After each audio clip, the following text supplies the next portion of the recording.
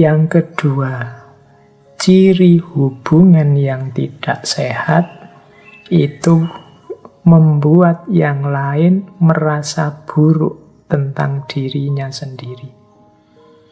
Kalau temanmu menganggap kehadiranmu tidak penting, kamu ada atau tidak masalah, berarti hubunganmu sedang sangat tidak sehat.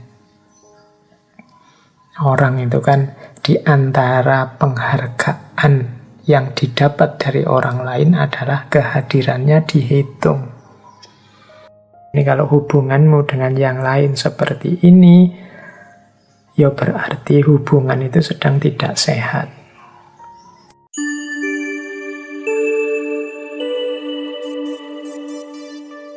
Assalamualaikum warahmatullahi wabarakatuh. Bismillahirrahmanirrahim. Alhamdulillahi rabbil alamin. Assalatu wassalamu ala asyrafil anbiya'i wal mursalin Sayyidina wa maulana Muhammadin wa ala alihi wa ashabihi wa man tabi'ahum bi ihsanin ila yaumiddin. Bismillah. Mari kita lanjutkan lagi ngaji kita. Baik teman-teman, malam hari ini kita melanjutkan pembahasan kita tentang pengalaman beragama. Untuk malam hari ini, pengalaman beragama yang kita angkat agak berbeda, yaitu pengalaman beragama bersama orang lain yang juga sama-sama beragama. Tema kita malam hari ini yaitu toleransi beragama atau religious tolerance. Ya sebenarnya insya Allah kita semua sepakat bahwa toleransi agama itu sesuatu yang baik, sesuatu yang mulia, sesuatu yang utama. Hanya saja mungkin di antara kita mungkin tidak banyak yang ingin mendalami serius di mana kemuliaannya, di mana keutamaannya, di mana kebaikannya toleransi agama ini. Maka malam hari ini kita coba menjelajahi itu. Biar kita tidak sekedar mengklaim saja bahwa ini baik. Ketika ditanya kebaikannya di mana, terus kita tidak bisa jawab. Bismillah, kita mulai. Ini bulan ini kita benar-benar belajar karena isinya teori-teori. Baik. Kita lihat pertama-tama tentang toleransi agama ini dari definisi harfiahnya dulu, dari kata-katanya dulu. Pertama saya ambil dari KBBI, Kamus Besar Bahasa Indonesia. Ini kalau pelajar mahasiswa harusnya akrab dengan kamus ini. Ini istilah yang disepakati. Untuk toleransi menurut KBBI definisi yang pertama adalah sifat atau sikap toleran. Nah, kalau ini kita tahu definisi yang pertama ini. Yang kedua, toleransi itu batas ukur untuk penambahan atau pengurangan yang masih diperbolehkan. Jadi ternyata toleransi juga membicarakan tentang batas. Sampai di mana kita bisa toleran, di ranah apa kita, ya kalau tentang itu jangan toleran. Jadi itu yang kedua. Jadi selain ngomong sikap, dia juga ngomong batas. Kemudian yang ketiga, toleransi itu adalah penyimpangan yang masih bisa diterima dalam pengukuran kerja. Nah, berarti definisi yang ketiga, toleransi ternyata juga bisa bermakna penyimpangan yang bisa dimaklumi, yang bisa diterima. Oke, jadi toleransi itu kalau menurut bahasa berarti sikap, juga membicarakan batas, juga membicarakan penyimpangan tapi masih bisa diterima. Itu toleransi secara bahasa. Ya kadang-kadang kan kita misalnya, oh kalau yang ini masih bisa ditolerir, kalau yang itu sudah tidak bisa ditolerir. Ini kan berarti urusannya batas. Atau menyimpang sih tapi saya masih bisa menerima. Nah, itu berarti masih bisa ditoleransi. Perut kita itu mungkin kalau kita isi 1 piring dia menerima. Kalau 2 piring sebenarnya dia keberatan karena terlalu banyak. Tapi masih bisa ditoleransi. Begitu kita makan sampai 3 piring, wah ini perutnya sudah memberontak ini tidak bisa ditoleransi lagi. Ini wadahnya tidak cukup. Akhirnya kalian sakit perut. Nah itu contoh paling mudah untuk menjelaskan bedanya apa? Batas, penyimpangan, atau sikap. Sikap kita yang ugal-ugalan makan sampai 3 piring, itu berarti kita tidak toleran sama perut kita. Wong dia tidak kuat makan sebanyak itu. Paling banyak bisa ditolerir ya 2 piring lah. Nah, itu mudahnya ya. Bedanya sikap, batas, atau penyimpangan. 2 piring itu sebenarnya juga sudah penyimpangan. Sudah lebih, tapi ya masih bisa ditolerir lah. Itu. Ini definisi harafiahnya begitu. Nanti kita juga akan bicara hal-hal semacam itu. Kalau dalam bahasa Latin, toleransi itu tolerantia. Artinya kelonggaran, kelembutan hati, keringanan, kesabaran. Dalam bahasa Inggris, tolerance, yaitu membiarkan, mengakui, menghormati. Dalam bahasa Arab, istilahnya tasamuh. Tasamuh itu saling mengizinkan atau saling memudahkan. Ini saya tidak pilih-pilih mana yang lebih baik, Latin, Inggris, atau Arab. Tapi kalau kita mengembangkan sikap toleran, ya harus punya semua kualitas ini. Baik yang disebut dalam bahasa Latin, dalam bahasa Inggris, atau dalam bahasa Arab.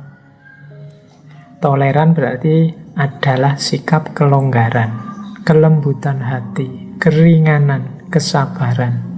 Seperti dalam bahasa Latin. Juga bisa diartikan membiarkan, mengakui, menghormati yang lain yang berbeda. Seperti dalam bahasa Inggris. Juga bisa diartikan saling mengizinkan atau saling memudahkan. Seperti dalam bahasa Arab. Nah, ini definisi harafiahnya saja sebenarnya sudah cukup kita ngerti. Oh, berarti sikap toleran itu. Isinya itu. Mungkin sudah selesai dari situ ya. Apa tidak usah dilanjutkan lagi saja, wis ngerti. Insya Allah teman-teman semua sudah tergolong orang yang toleran. Buktinya sekarang kita hidup dalam keragaman, dalam perbedaan, dan damai-damai saja. Kalau ada konflik kecil-kecil, kalau ada keributan kecil-kecil itu wajar sebagai manusia. Tapi secara umum sebenarnya kita ini situasinya damai. Berarti kita punya kualifikasi toleran. Kita punya kualifikasi kelonggaran kepada yang lain. Lembut hati, ringan dan sabar. Kalau sudah tidak sabar, ya sudah perang sejak dulu. Kemudian membiarkan, mengakui, menghormati, saling mengizinkan, saling memudahkan. Oke, meskipun saya lupa beberapa bulan yang lalu ada yang bilang Indonesia ini growing intolerance. Semakin lama kok tambah tidak toleran ya. Banyak kasus-kasus yang menunjukkan kita kok tambah tidak toleran ya.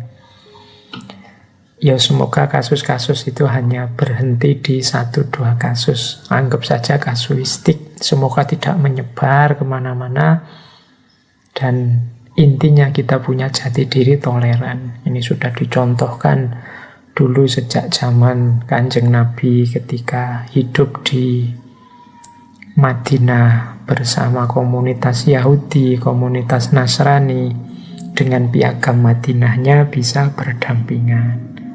Para wali dulu juga ketika menyebarkan Islam, hidup berdampingan dengan Hindu, dengan Buddha, dengan agama Jawa. Toh juga masih bisa.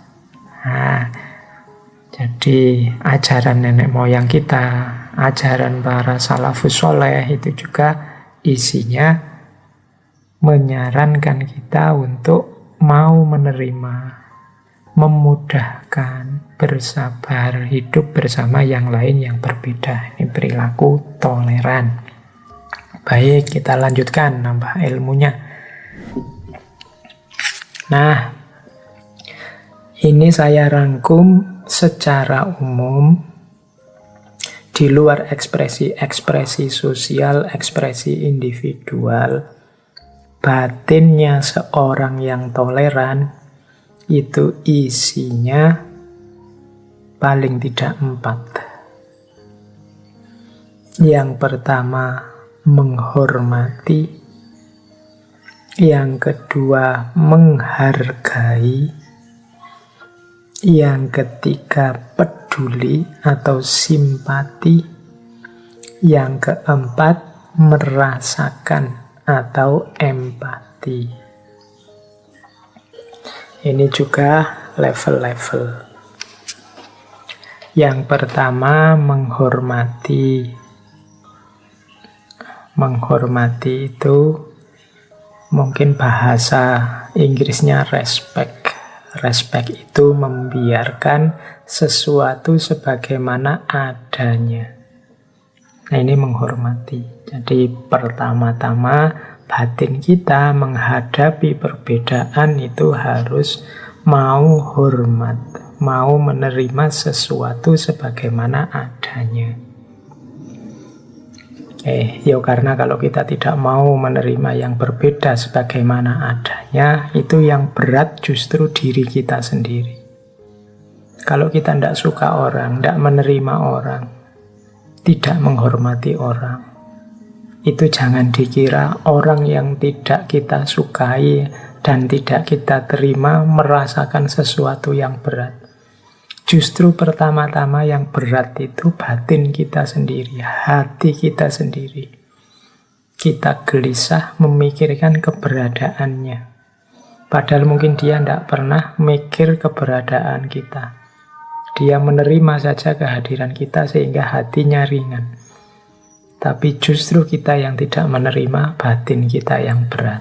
Maka penting pertama-tama kita hidupkan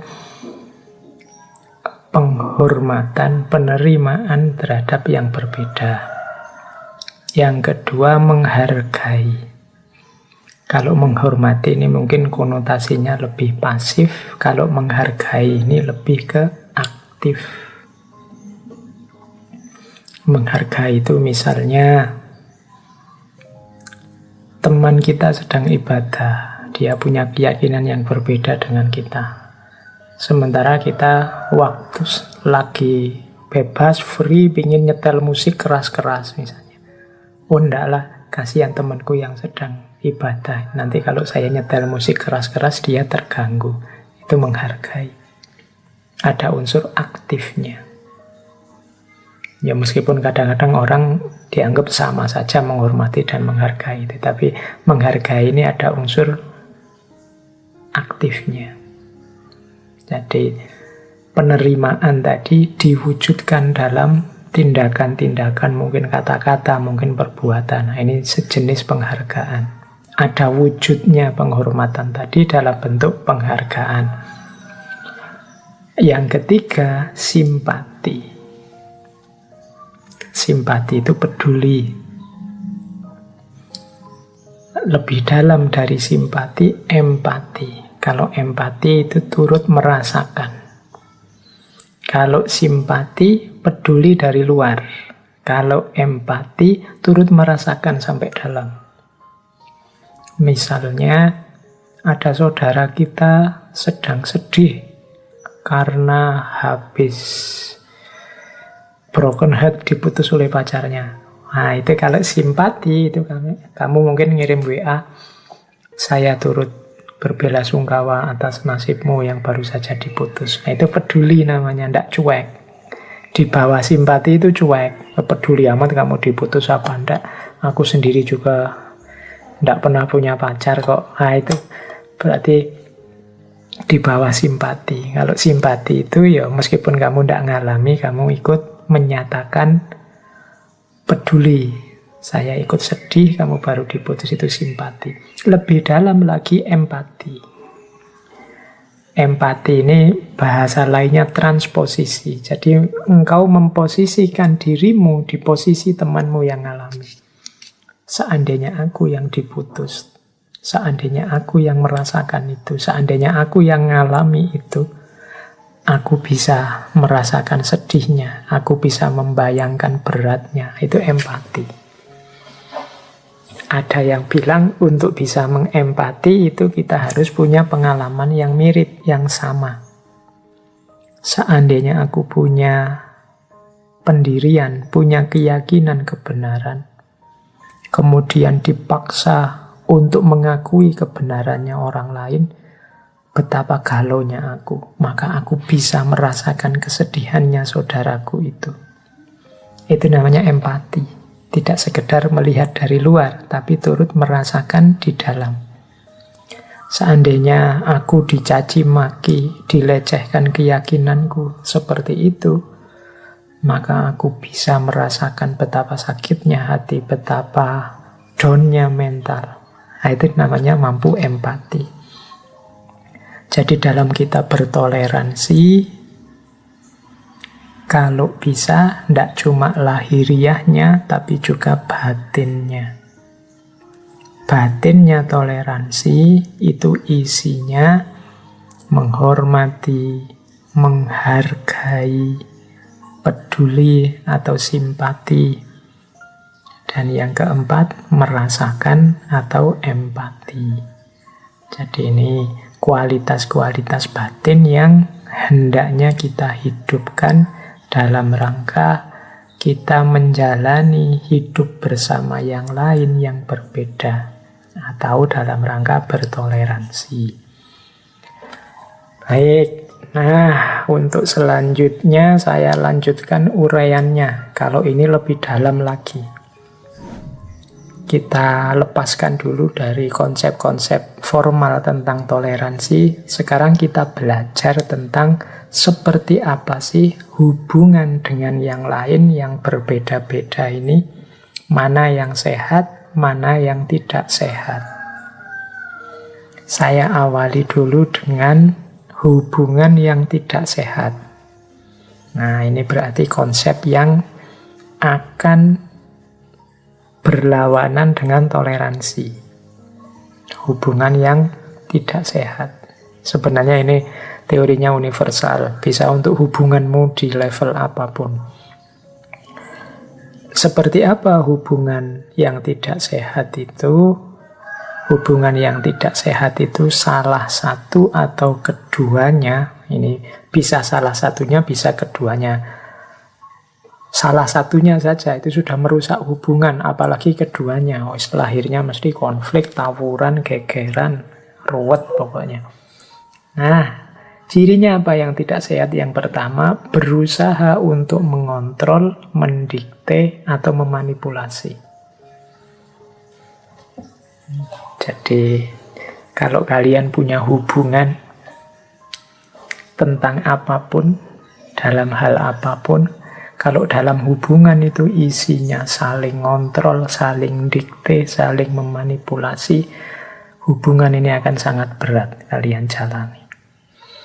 Yang sini pingin yang ngatur, terus kita yang diatur. Kita yang didikte. Dan kita tidak mau, terus kita balas. Aturanku saja yang jalan. Dikteku saja yang harus main. Atau manipulasi-manipulasi.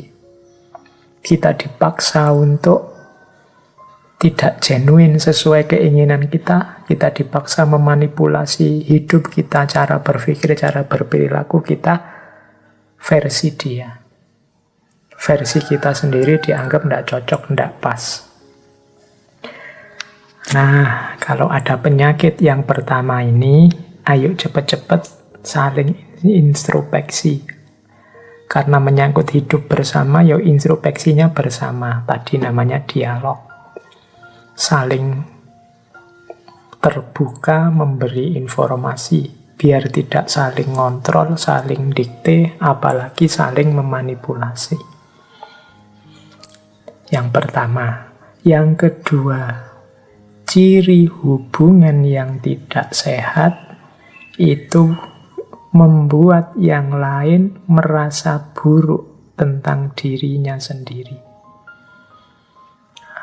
Misalnya kalian punya teman, terus teman itu bilang padamu, kamu itu loh, kalau ngomong suaramu itu kayak suaranya apa gitu.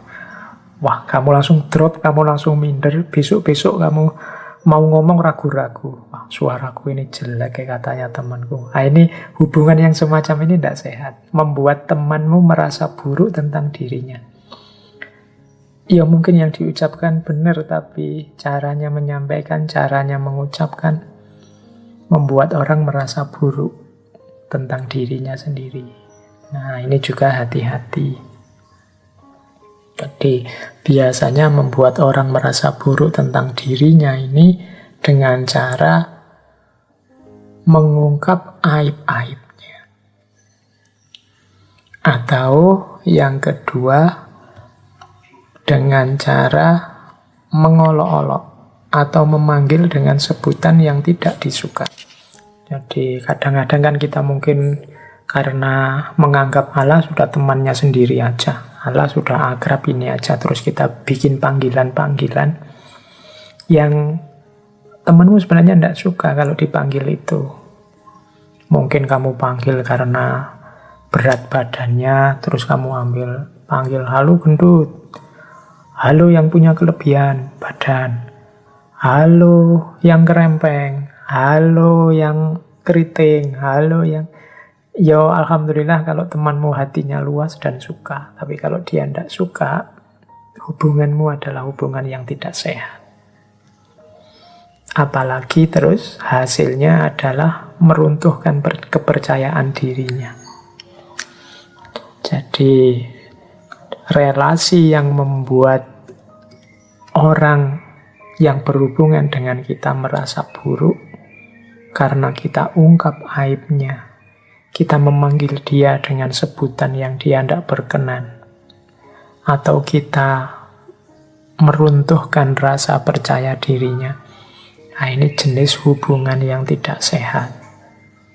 Termasuk dalam konteks perbedaan keyakinan, perbedaan pilihan hidup, perbedaan pandangan.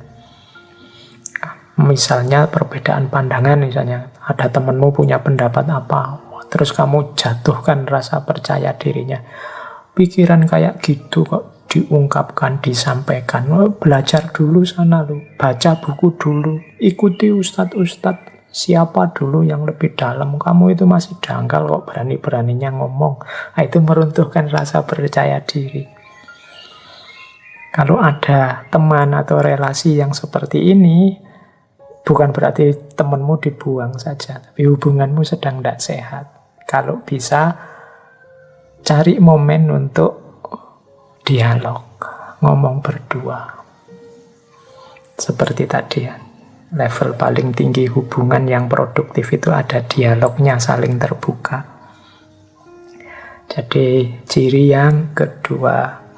Ciri yang ketiga, tidak memberikan dukungan saat kesulitan dan memberikan apresiasi saat ada keberhasilan. Ini juga masalah. Biasanya teman yang baik, dalam hubungan yang sehat itu kalau ada pasangannya kesulitan, dia memberikan dukungan. Memberikan dukungan itu ya tidak sekedar ngirim WA terus, ayo kuat, ayo semangat. Iyalah, antara lain itu. Tapi dukungan sepenuhnya.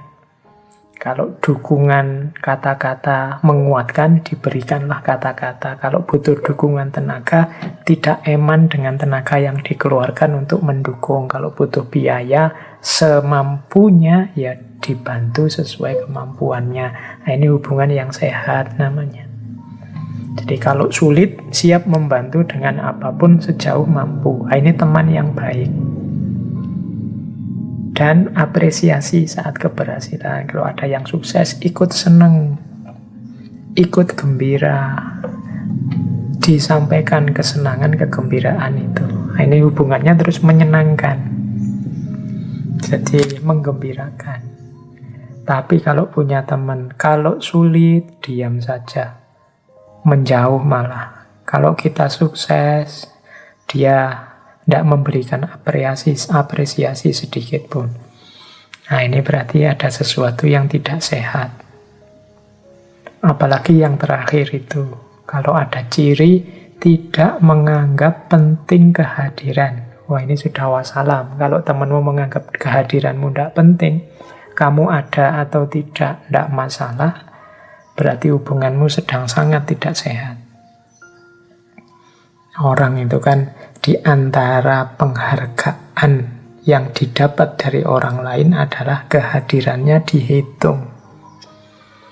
Ada pepatah dalam bahasa Arab itu, jangan sampai orang itu yang wujuduhu ka'adamihi. Kehadirannya, keberadaannya seperti ketiadaannya. Hadir atau tidak hadir, tidak dipedulikan. Nah, ini kalau hubunganmu dengan yang lain seperti ini, ya berarti hubungan itu sedang tidak sehat. Jadi, dalam toleransi, tolong 4 hal ini diperhatikan. Kalau 4 hal ini hidup, 4 hal ini ada, dia bisa merusak kebersamaan. Berusaha mengontrol atau mendikte. Ini membuat orang tidak nyaman. Membuat yang lain merasa buruk tentang dirinya sendiri. Karena aibnya diungkap, karena sebutan-sebutan yang tidak disukai. Atau karena percaya dirinya dihancurkan. Nah, ini juga menunjukkan hubungan yang tidak sehat. Ayo disembuhkan. Atau kalau engkau sulit, tidak ada yang peduli. Kalau engkau sukses, tidak ada yang menyapa. Ini juga hubungan yang tidak sehat. Apalagi tidak ada yang menganggap engkau hadir atau tidak.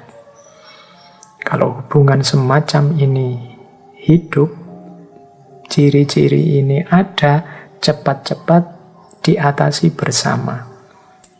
Karena hubungan yang tidak sehat itu rentan konflik.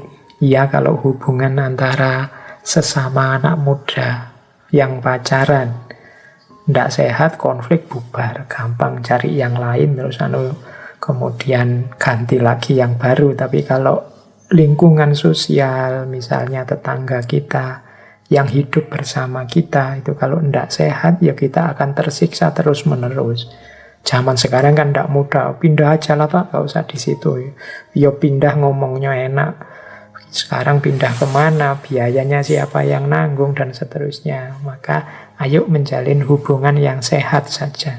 Hubungan yang tidak sehat, cepat-cepat kita cari obatnya. Antara lain tadi, dengan kesediaan, kemauan untuk dialog.